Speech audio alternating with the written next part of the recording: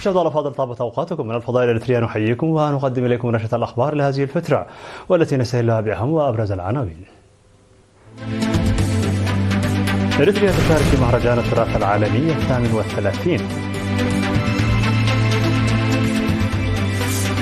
مهرجان كوندر الثقافي يسهم في حفظ التراث.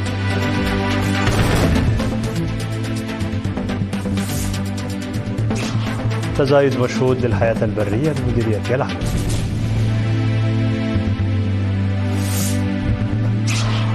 كوريا الشمالية تندد بعمل عسكري عدائي بعد رسوخ غواصة أمريكية.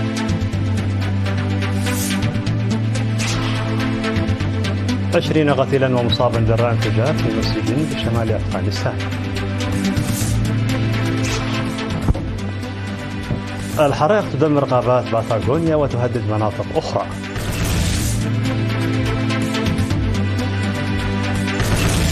مرحبا بكم من العناوين إلى التفاصيل. تشارك إريتريا في مهرجان التراث العالمي 38 لعام 2025، والذي افتتح في 7 فبراير بالهند. وتشارك فرق تراثية قادمة من 51 دولة مختلفة لتعكس الثقافات والفنون التراثية لشعوبها.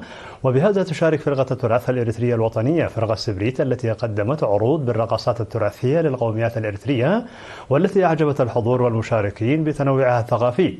حضر العرض سفير إريتريا في جمهورية الهند السيد ألم ساهي. أورد في هذا المهرجان الدولي الذي سيستمر حتى 23 من فبراير الجاري الثقافات المهددة بالانقراض، ومعرض الأشغال اليدوية التقليدية والرقصات الشعبية والأكلات والملابس التقليدية للشعوب. ويعرف أن المهرجان يحظى بأكثر من 1,000,000 زائر سنويا. ينظم هذا المهرجان الدولي الذي تشارك فيه فرق تراثية مشهورة عالميا بتنسيق وزارة الخارجية ووزارة السياحة والثقافة لجمهورية الهند. يذكر أن إريتريا شاركت في المهرجان الدولي للتراث العالمي بالهند في فبراير من عام 2023. يسهم مهرجان كوندر الثقافي السنوي، والذي نظم في الفترة من 7 وحتى 9 من فبراير بدار الضاحية تاودا في مديرية غونيا في حفظ التراث وتمتين الوئام والتعايش. وأوضح مدير إدارة الضاحية السيد محمد عجيب في ختام المهرجان أن احتفال كوندر الذي ينظم منذ سنوات طويلة يتم الإعراف فيه بالتمنيات الطيبة لكافة المخلوقات بموسم السلام والصحة والإنتاج الوفير، وهو مناسبة لاتخاذ قرارات حماية الغطاء النباتي والحياة البرية وإصدار قوانين لمنع السلوكيات التي تتعارض مع قيم المجتمع.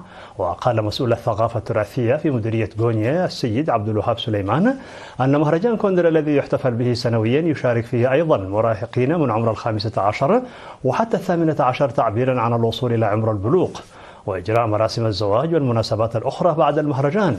وذكر المدير التنفيذي لإدارة بلدة غونيا السيد يمان محاري وجود موارد ثقافية وتراثية كثيرة غير مفعلة في المديرية، مناشدا جميع قطاعات المجتمع للقيام بالدراسات والأبحاث عن التراث والحفاظ عليه وتوثيقه.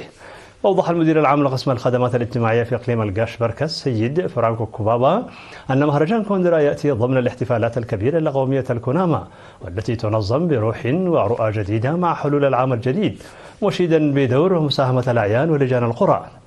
هذا وتقع إدارة ضاحية تاودا التي تعد واحدة من إدارات ضواحي مديرية غونيا 12 على بعد 15 كيلومتر إلى الغرب من مدينة بارونتو، ومسافة 15 كيلومتر إلى الجنوب الشرقي من بلدة غونيا.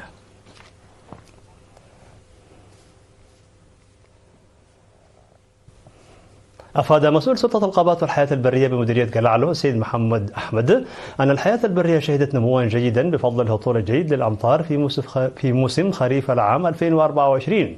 أوضح السيد محمد أن الهطول الجيد للأمطار أدى إلى توسع مناطق الرعي، مما ساهم ذلك في تكاثر قطعان النعام والقزلان والحمار الوحشي والظبي والأغنام البرية وغيرها.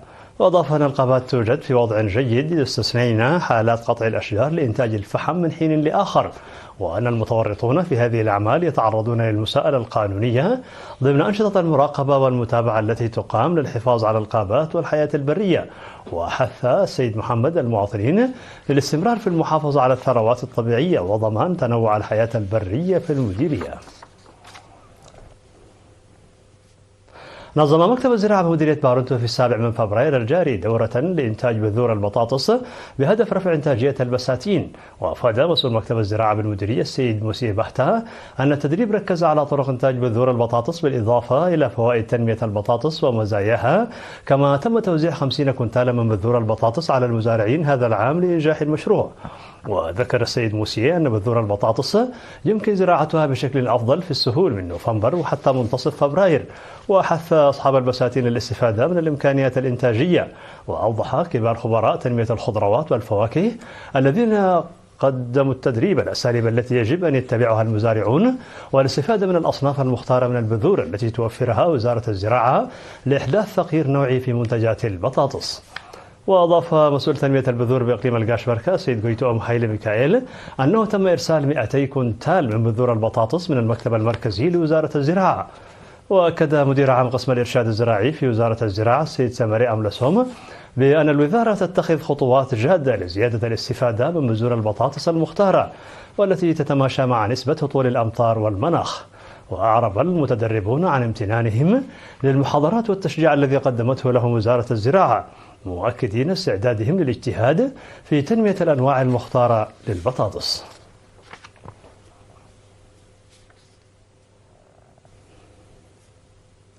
أعلن قائد شرطة إقليم عنسبل العقيد لبسو تسفى ميكائيل في الاجتماعات التي عقدها لطلاب مدرسة حقات الفنية والزراعية وسكان عين بارعد يومي 8 و9 من فبراير أن الحملات التي تقوم بها الشرطة لرفع مستوى الوعي العام تساهم بشكل إيجابي في الحد من الجرائم والمخالفات.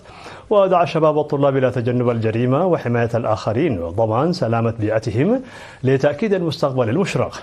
وقدم العقيد لبسو شرحا شاملا ركز فيه على الحوادث المرورية وأضرارها بالمقارنة بين عامي 2023 و2024 ودور الشباب ومساهمتهم في بناء الوطن وغيرها من الموضوعات.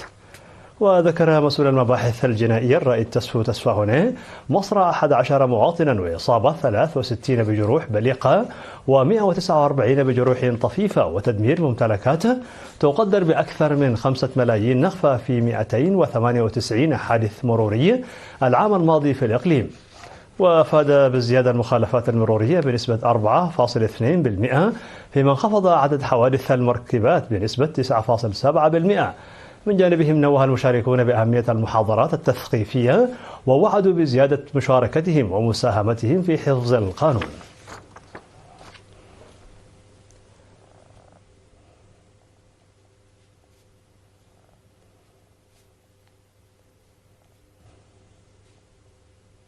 استشهد المناضل المحاري مسل قبر مريم الذي ظل تحت رعاية وزارة العمل والرعاية الاجتماعية في 9 من فبراير الجاري عن عمر ناهز 69 عاما جراء مرض ألم به.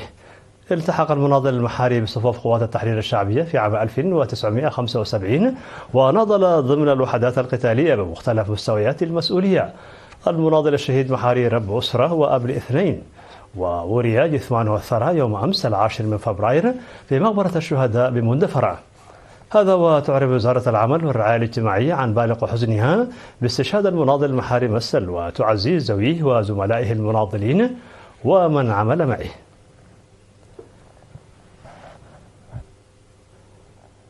مشاهدينا الفاضل، كانت هذه الأخبار الداخلية. فاصل قصير ونوفيكم بالأخبار العالمية، فابقوا معنا.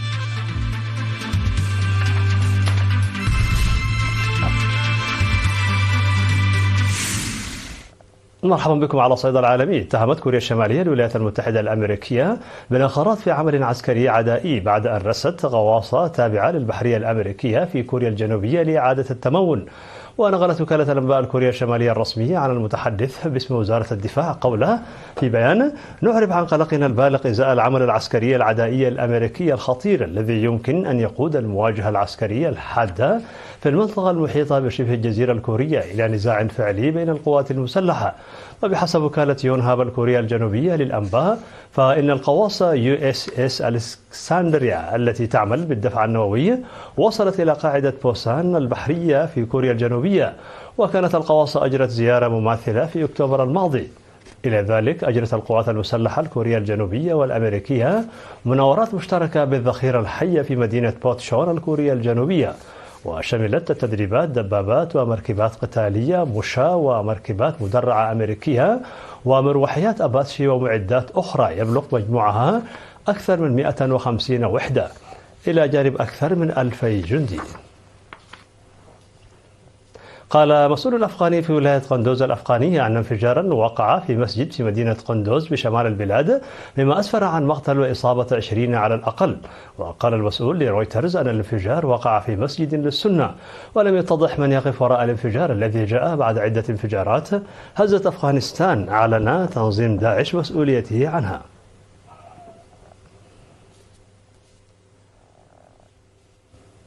لا تزال حرائق الغابات السعر في باتاغونيا بالأرجنتين منذ 12 يوما، حيث دمرت أكثر من 3000 هكتار من أراضي الغابات والعديد من المنازل قرب بلدة البولسون. وتسببت الحرائق في مقتل شخص واحد، وهي تهدد بلدة البولسون بسبب الطقس الجاف والرياح القوية، وصدرت أوامر بإخلاء المناطق المتضررة. وأعلن رئيس شيلي غابرييل بوريك فرض حالة الطوارئ في منطقتين وسط وجنوب البلاد بسبب خطر اندلاع حرائق غابات. وأوضح أن الإجراءات التي تشمل منطقتين نيبل وماولي تهدف إلى حماية الغابات والحقول والمنازل وحفظ الأرواح البشرية. ومن بين التدابير المتخذة سيتم فرض حظر تجول بهدف تمكين السلطات من التعامل مع أي أعمال إجرامية محتملة. في الخبر الأخير، انطلقت في باريس قمة العمل من أجل الذكاء الاصطناعي لعام 2025، حيث يجتمع قادة عالميون وخبراء في الصناعة وأكاديميون لمناقشة التحديات والفرص التي يطرحها الذكاء الاصطناعي في ظل التقدم التكنولوجي السريع والمخاوف الاجتماعية المتزايدة. تهدف القمة إلى البناء على التقدم المحرز منذ قمة سيول للأمان لعام 2024 ووضع إطار عمل عالمي متماسك لإدارة الذكاء الاصطناعي. ووصف الرئيس الفرنسي إيمانويل ماكرون القمة بأنها دعوة للاستيقاظ لأوروبا، مشددا على ضرورة العمل الجماعي في مواجهة الإمكانات التحويلية للذكاء الاصطناعي، خاصة مع التزام الولايات المتحدة بمبلغ 500 مليار دولار لبنية تحتية للذكاء الاصطناعي. وتشير هذه التطورات إلى التزام عالمي متجدد بتسخير قدرات الذكاء الاصطناعي مع معالجة مخاطره. في نهاية النشرة لكم تسكير بأبرز ما جاء فيها من عناوين. إريتريا تشارك في مهرجان التراث العالمي 38.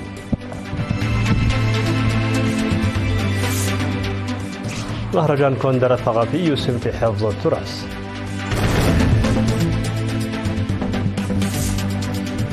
تزايد مشهود للحياة البرية بمديرية جلالو.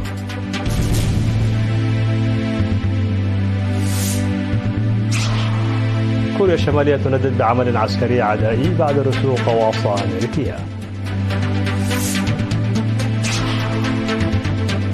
20 قتيلا ومصابا جراء انفجار في مسجد بشمال أفغانستان. الحرائق تدمر غابات باتاغونيا وتهدد مناطق أخرى.